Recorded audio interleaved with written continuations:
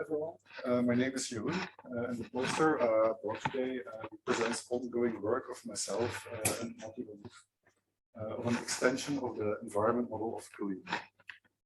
So the goal here was to allow symbolic execution of network software without altering application code. So what we did is extend the current environment model of KLEE to include syscalls and APIs that are provided by the Linux kernel in the context of networking.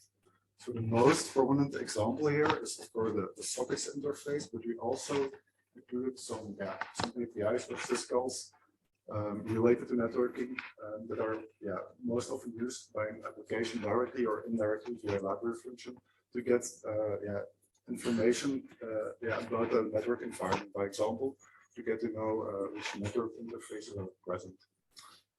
As a tester, you can configure the behavior of the mobile network environment by using custom modules. And these modules are just like snippets of code which implement a header. And using these modules, you can define during runtime which is the incoming symbolic network data, or you can add handlers for outgoing network data.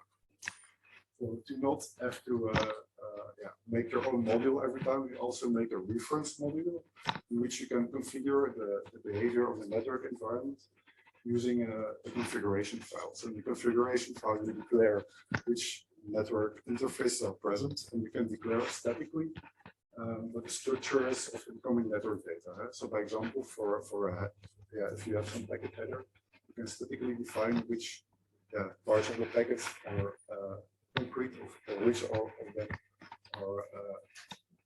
are symbolic. Okay, so next to the packet structure, you can also define which sockets should receive which data. Finally, they're currently testing the system on real-world network software, which works as long as it's possible to run the program in single-threaded mode, of course.